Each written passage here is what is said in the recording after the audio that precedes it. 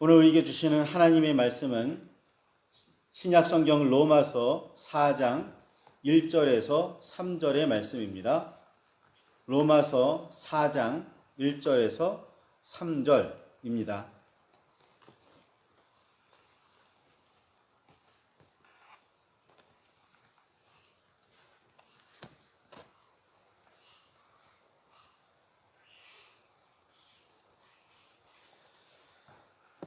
찾으셨으면 우리 함께 말씀을 봉독하시겠습니다. 그런즉 무엇으로 우리 조상인 아브라함이 무엇을 얻었다 하리요? 만일 아브라함이 행위로서 의롭다 하심을 받았으면 자랑할 것이 있으려니와 하나님 앞에서는 없느니라. 성경이 무엇을 말하느냐? 아브라함이 하나님을 믿음에 그것이 그의 의로 여겨진 바 되었느니라. 아멘. 주님 우리의 마음을 여시어 말씀을 깨닫게 하옵소서. 아멘. 주님의 사랑과 그 크신 은혜가 저와 여러분 안에 가득하기를 소망합니다. 75세에 아브라함에게 나타나신 여호와께서는 고향과 친척과 아버지의 집을 떠나 내가 내게 보여줄 땅으로 가라.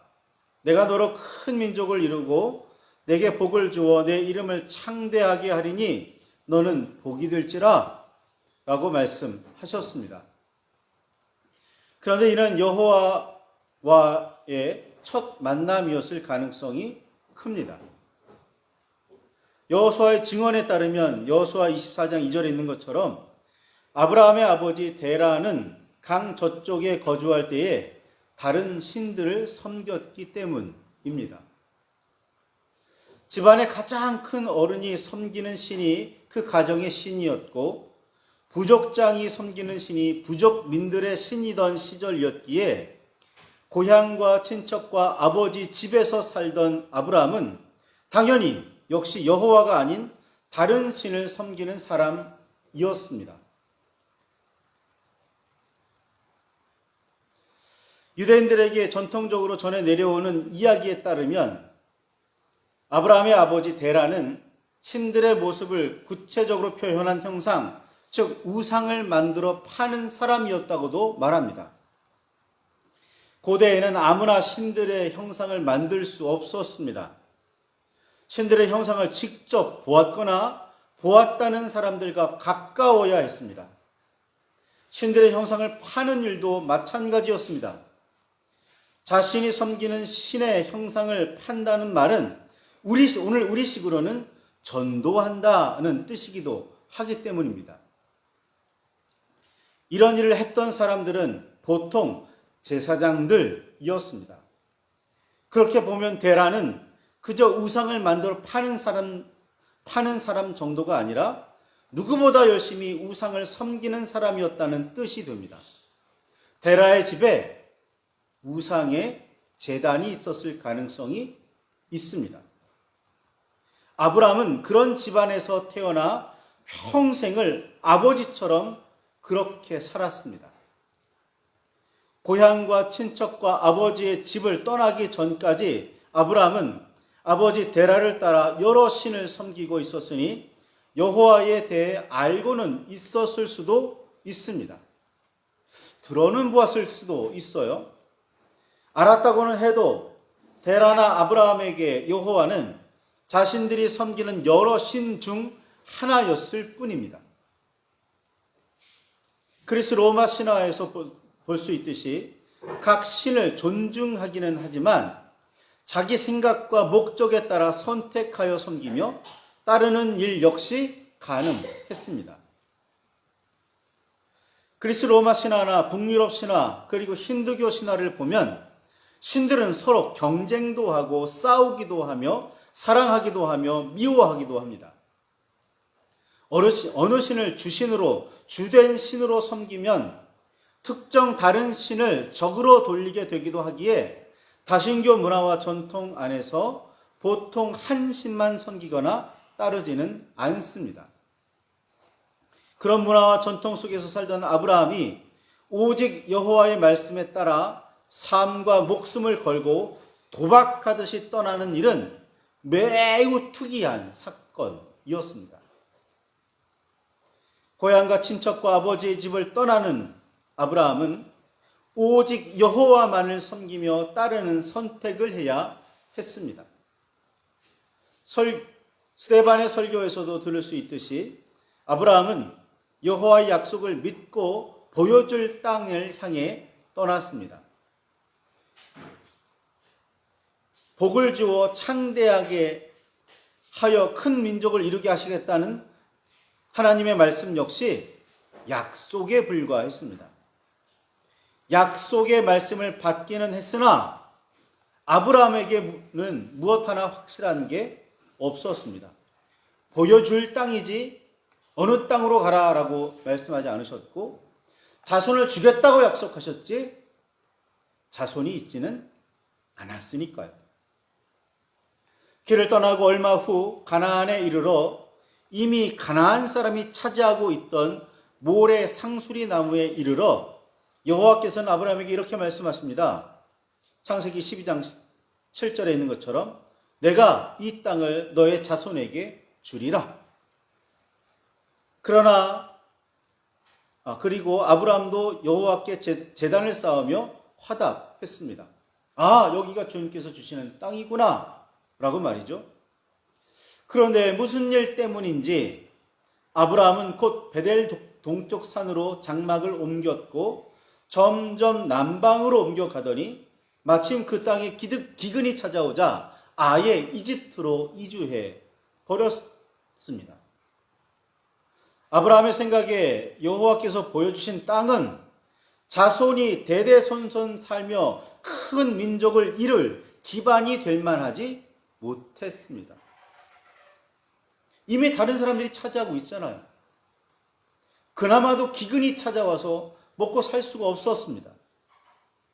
그래서 떠돌다가 아예 이집트로 떠나가 버렸습니다. 약속의 땅에 머물지 않고 말이죠.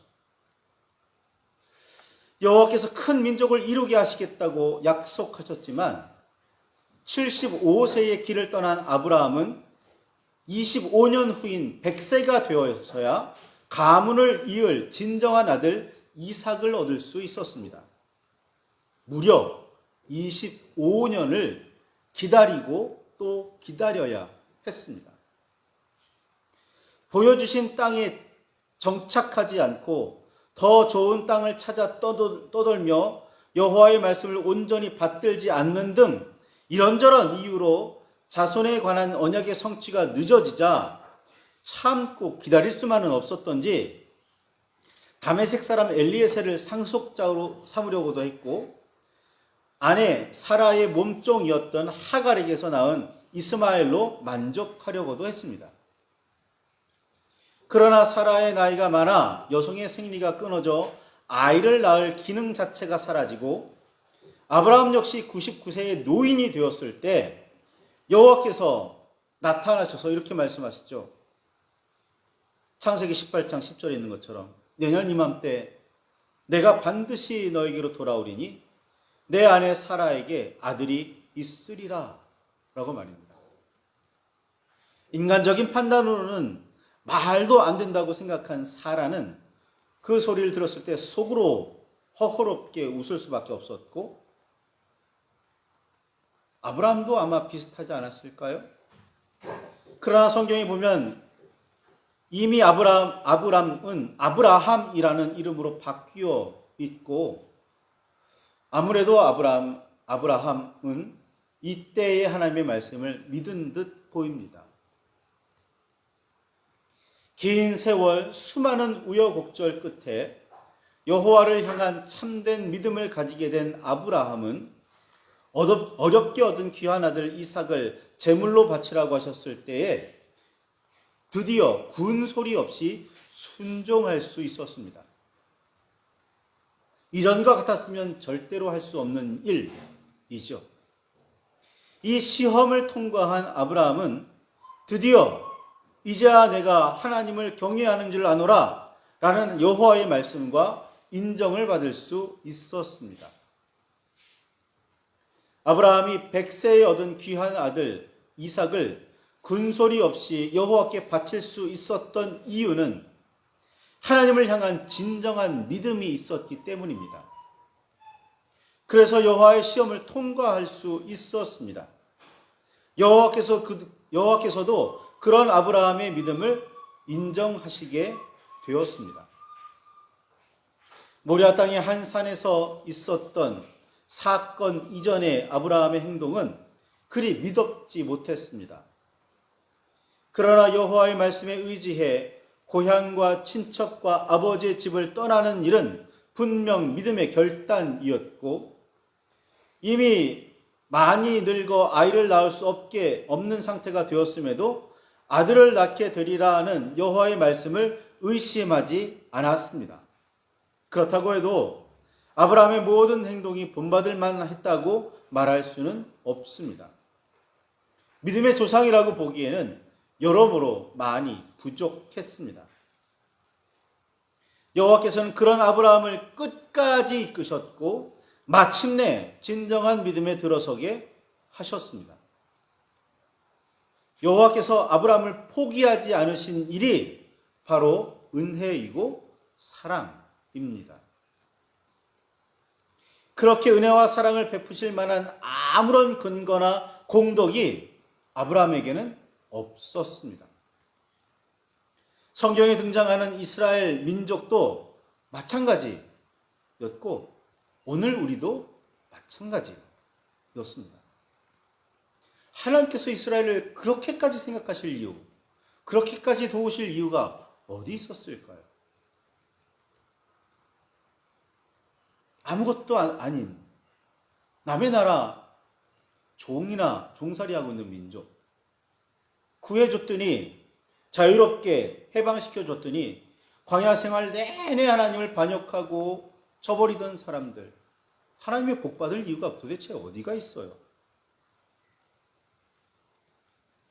그런데도 주님께서는 우리를 찾아오셔서 은혜를 베푸셨고 사랑하셨습니다. 예수님의 십자가가 바로 그 증거입니다. 이스라엘과 우리가 얼마나 차이가 많다고 여기십니까? 아브라함과 우리가 얼마나 다른가요? 바울은 로마서 4장 1절에서 3절에 이렇게 이야기합니다.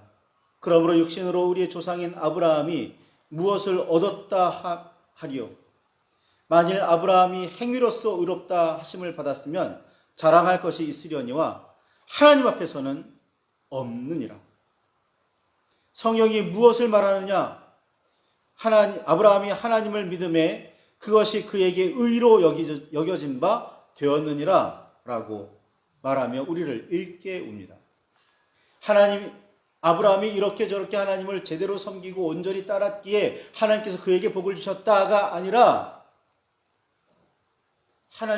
하나님을 믿고 의지하며 길을 떠났고 수많은 일들 가운데서도 여전히 하나님을 떠나지 않았으며 붙들고 있었다는 것. 마지막에 가서야 하나님의 인정을 받게 되기는 하지만 자신의 아들을 내어주기까지, 제물로 바치기까지 순종했다는 것. 그게 아브라함의 공덕이라면 공덕이겠죠.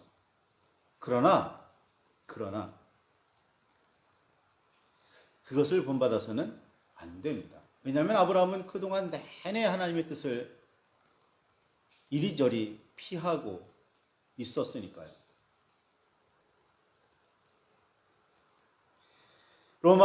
로마서의 바울은 이렇게 이야기합니다. 로마서 4장 4절에 일하고 받는 대가를 은혜, 즉 선물로 여기는 사람은 없다고 말입니다.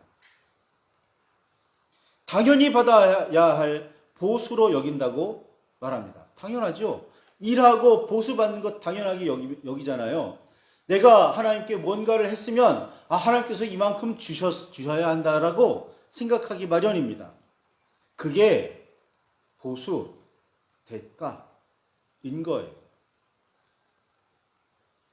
이런 보수와 대가를 기대하며 받는 사람들의 특징이 있습니다. 뭘까요? 마땅히 받아야 할 만큼 받지 못했다고 생각하며 한참은 더 받아야 한다고 불만입니다. 행위로 의롭다 하심을 받는 사람이 혹시 있다면 그에게는 감사하는 마음을 전혀 찾을 수 없을 것입니다. 이 점은 어느 측면으로 보나 명백한 사실입니다. 은혜는 선물이잖아요. 대가 없는 선물. 근데 내가 열심히 하나님께 일해서 받은 거예요. 이걸 은혜로 여기는 사람이 과연 있을까요? 기도하러 성전에 올라간 두 사람 중 하나인 바리새인은 이렇게 기도합니다. 하나님이여, 나는 다른 사람들과 같이 토색, 불의, 간음하는 자들과 같지 않습니다. 이 세리와도 같지 아니함을 감사합니다. 기도합니다. 이게 기도입니까? 하지만 옆에 있던 세리는 이렇게 기도하죠. 감히 눈을 들어 하늘을 쳐다보지도 못하면서 다만 가슴을 치면서 말합니다. 하나님, 불쌍히 여겨 주시옵소서. 저는 죄인입니다. 두 사람의 기도하는 태도는 너무나 다릅니다. 한 사람은 스스로를 의인이라고 자랑하며 마땅히 복을 달라고 요구하고 있고, 다른 사람은 자신이 죄인임을 너무나 부끄러워하며 그저 용서해 주시기를, 은혜 베풀어 주시기를 간절히 구할 뿐입니다. 예수님께서는 바리새인이 아니라 세리가 의롭다 하심을 받았으며, 그가 무릇 자기를 높이는 자는 낮아지고 자기를 낮추는 자는 높아지리라 라고 경계하셨습니다. 그러나 우리에게는 마치 보수를 기대하는 일꾼처럼 은혜를 기다리는 경향이 있습니다. 자기를 낮추기는커녕 어떻게든 높이려고 발버둥을 칩니다. 내가 얼마나 많이 헌신했는데, 내가 얼마나 많이 주님께 드렸는데, 내 직분이 뭔데? 라고 말이죠. 자기에게 당연한 보수를 충분하게 주지 않으셨다고 원망할 뿐, 베풀어 주신, 그래서 일상생활에서 늘 누리고 있는 은혜에 마음을 다해 감사하지는 않습니다. 하나님이 주신 은혜가 너무나 귀해서 매번 기도할 때마다 기뻐하며 찬양하는 사람이 있습니까? 아니면 하나님이 이것 주세요, 저것 주세요, 왜 이거 안 됩니까? 라고 눈물 흘리는 사람이 더 많습니까? 우리는 어떻게 기도하고 있습니까? 이만큼 예배하며 헌금하고 봉사했다며 생색을 내기에 바쁩니다. 주님께 기쁨으로 예배하며 합당한 예물을 드리고 힘과 정성을 다해 주님의 이름으로 봉사하며 헌신하는 일은 믿음의 사람에게는 당연한 일이지 자랑거리가 절대로 아닙니다. 제가 이만큼 했지 않습니까? 라고 말할 수 없습니다. 이를 근거로 주님께 뭔가를 구한다면 마땅한 대가를 요구하는 일이지 은혜를 구하는 일은 절대로 아닙니다. 제가 주님 이만큼 했으니까 이만큼 주세요가 인 거지, 하나님 저는 아무 공로 없지만 저에게 은혜를 주십시오, 선물을 주십시오라고 구하는 건 아니죠. 우리가 어떤 태도로 기도하고 있는지를 보면 우리의 믿음이 어떤지를 알 수가 있습니다. 은혜를 구하는 우리의 자세를 보면 믿음의 상태를 평가할 수 있습니다. 주님의 자녀라면서 마땅히 이만큼 주셔야 하는 것 아닙니까? 라고 말한다면 우리는 그냥 떼쓰는 어린아이일 뿐이지 진정한 믿음의 사람은 아닐 겁니다. 하나님, 저는 주께 예배드린 게 마땅하고 기쁘고 그 자체로 이미 감사한 일입니다. 주님께서 저에게 늘 베풀어 주시는 은혜가 너무나 크고 너무나 많아서 저는 늘 기쁠 뿐입니다. 감사할 뿐입니다. 이게 믿음의 상태예요. 진정한 믿음의 상황인 겁니다. 우리가 여호와 하나님을 믿고 예수 그리스도를 따르고 있는지 아닌지 판단할 수 있습니다. 이를 근거로 말이죠. 우리가 복을 구하는 태도가, 기도가 위험한 이유가 여기 있습니다. 마치 마땅한 대가를 요구하듯이 마땅히 주셔야 하는데 충분히 주시지 않았다고 불평하듯이 하는 기도는 진정한 기도도 진정한 믿음도 아닙니다. 진정한 믿음이 없는 사람이 진정한 하나님의 사람이겠습니까? 그리스도의 제자겠어요. 진정한 믿음의 사람이라면 예수님을 처음 만난 그 자리에서 예수의 무릎 아래 엎드려 주여 나를 떠나소서 나는 죄인이로소이다 라고 했던 베드로를 본받아야 합니다. 오늘 바울은 이 사실을 우리들에게 상기시켜주고 있는 겁니다. 진정 우리는 하나님을 믿는 사람인가? 그리스도를 따르는 사람인가? 이미 주신 은혜와 사랑을 감사함으로 누리고 있는가? 하나님께서는 그런 사람들에게 더하여 주시겠지만 만약 그렇지 않다면 더하여 주시기는커녕 빼앗아 가실지도 모릅니다. 이스라엘이 바벨론의 유수를 떠나야만 했던 것처럼 야곱이 이집트로 온 가족을 이끌고 망명해야 했던 것처럼 말입니다. 말씀을 붙들고 깊이 묵상하시기 바랍니다. 우리는 진정으로 하나님을 믿는 사람인지 하나님을 섬기는 사람인지 진정 우리는 주님의 백성, 주님의 나라를 살고 있는지 말입니다. 말씀 붙들고 각자 묵상하시며 기도하시길 바라고 그 기도 가운데 진정한 깨달음이 변화가 우리 가운데 있기를 소망합니다.